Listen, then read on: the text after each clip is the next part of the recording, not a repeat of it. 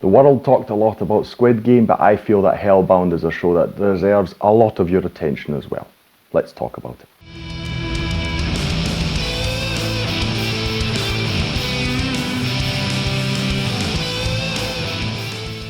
Hi, my name's Drew and welcome to another review video on Flying Wiener. While this t-shirt says unpaid movie critic, we are actually not talking about a film today, we are talking about a TV show, and that is Netflix's Hellbound. I really like that Netflix is putting these great South Korean shows front and centre. I really love that. I love what I'm seeing from South Korea. I get the feeling that they don't tiptoe around so many issues that we have quite often in Western TV shows, and they just go straight for the jugular at times.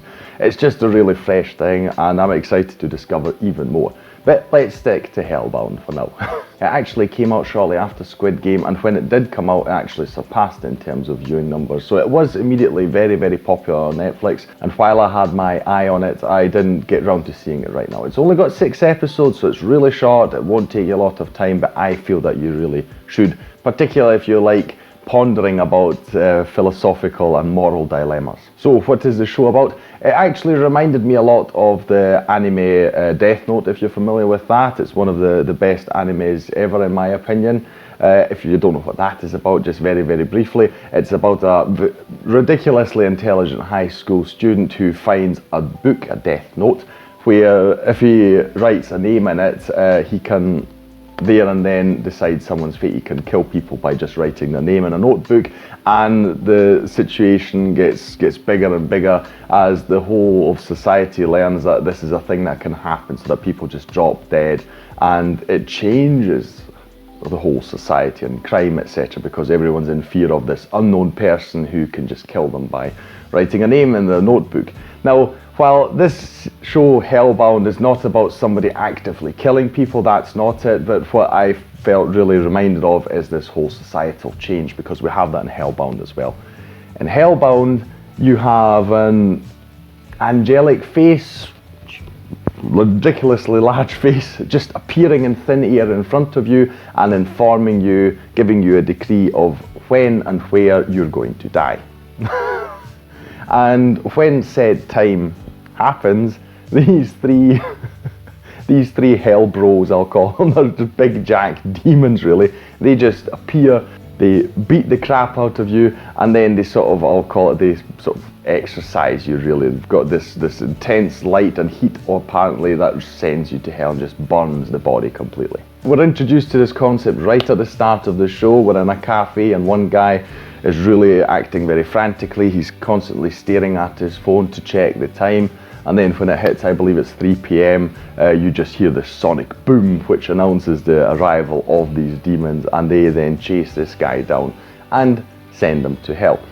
Now, that is actually less of what is really fascinating. I mean, these guys obviously reappear, and it's just really funny. If you like violence on screen, and I'll be honest, I'm like Quentin Tarantino, as long as it's on screen and fake, I really enjoy it, as I do in computer games. You know, it's really fun to just watch these guys. They just really go to town on all these people who are being sent to hell. But it's really fascinating to see what happens in this show. It starts off very slow, I will say, so if you're watching the first episode and you're not sure whether you're really into it, I would say watch at least the second and third episode, because then you should really know if you're into this or not. In the first episode, we're following the police as they are investigating this, trying to find out what has happened, you know, trying to get to the bottom of it, what is going on and all these things. It's obviously very ridiculous when we as the audience kind of see that this is not a normal thing that's happening, and it's very, very supernatural actually. So it is quite ludicrous to think, what could the police even do about this? But that is our entry to the show, and we find out that there's this religion, it's called the New Truth, and they not only know about these decrees and these people who are being sent to hell, but they more and more gain popularity as they explain to the population that this is God's will that is happening, and just help people deal with this.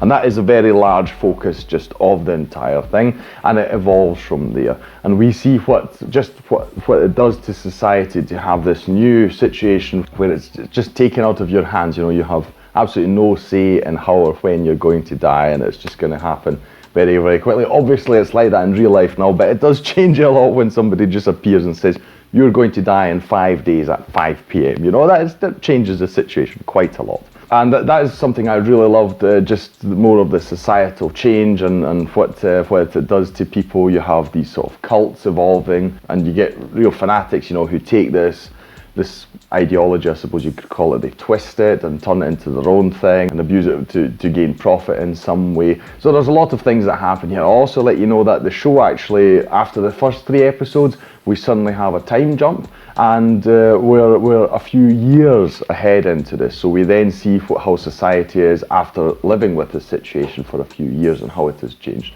And that was something really scary in the sense of, you know, just what people could be like if they were in a situation like this, if the world were in a situation like this. I really do think it's fascinating to watch. If you're really into topics like religion and you know, cults and what it does to people and how they act in these situations, this show is definitely for you. I really loved it for that and the moral dilemmas. I won't spoil anything because there are a few twists in these, but I will say that what they do with these decrees and who gets them, there's some really creative things in here, some really daunting ideas. What makes this show really good is the acting, I will say, and just the overall tension, but this is helped a lot by the actors. So the show itself was actually created by Yeon Sang-ho. He did, as far as I saw in my research, he did actually a short webtoon which is about 11 minutes long in 2002, and then this, I don't know how, resurfaced in some way, and the same person was asked to do this show. So it's great. You've got the original creator actually making this show. I think that's great, and it's a wonderful job because the tension throughout is really great, and I just like the atmosphere that he created. But as I said, the actors are what really make it for me. So you've got, most prominently, you've got Yoo-in, who, sorry by the way if I'm pronouncing any of these names wrong, but Yoo-in plays this cult leader. They're a religion, they don't see themselves as a cult, but you see very early on that he's a cult leader. Very soft spoken, and anywhere he goes he just strides there, so he's never in a hurry, you know, with everyone being in panic over all these things. So he's obviously a very comforting person to a lot of people who are seeking answers, and I just love the portrayal because he really gives you this creepy vibe, but you just love to see him on screen, you know, because he's just really noticeable, memorable character. You have Kim Hyun-joo, who plays a lawyer. She actually, we see her, particularly in the second and third episode, we see her actually helping a woman who has been given a decree, and she's sort of trying to help her just protect her rights because the media, they get wind of it, and you know, the whole situation just blows up, and that was really great to see as well, and her portrayal, I really like that. And then the second half of the show, where I said we have this time jump, we don't actually follow the police anymore. We follow along a TV producer played by Jeong-min, and his portrayal, also because he's very prominent in the show over the last 3 episodes, but still his portrayal I felt was also definitely one I need to mention. Overall, you've got great portrayals, and the actors, they really make you walk a few miles in their shoes. It's really great to think about these situations, what it would do to yourself, you know, nervous breakdowns, all sorts of things. What do you do if someone in your family gets this decree? Really loved all of that. Now, as these demons, of course, aren't real, they are CGI. I felt overall it was okay. I felt that, I mean, it could have been a bit better, their design and just the quality of the CGI, but generally I liked it.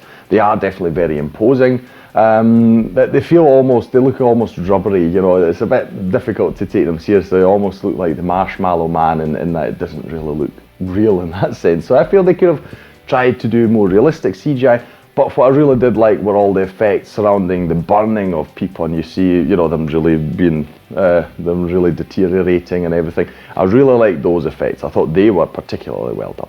Overall, a really great show. I feel it is well worth your time. As I mentioned, it's only got 6 episodes, so it's rather quick to get through it. And it has already been confirmed that there will be a second series. I am actually very excited to see that because they do have, and of course I'm not going to spoil it, but really the last scene of the 6th episode is the most ridiculously big cliffhanger you could have in this show. It really puts the whole thing, it turns it on its head, and you really don't have a clue how it's going to continue from here. But the show gives you so much to think about. I would say definitely watch it. That's all from me today. I'll thank you for watching. Like, share and subscribe if you enjoyed. It's the best way to support this channel, and I will see you in the next video on Flying Wiener. Take care.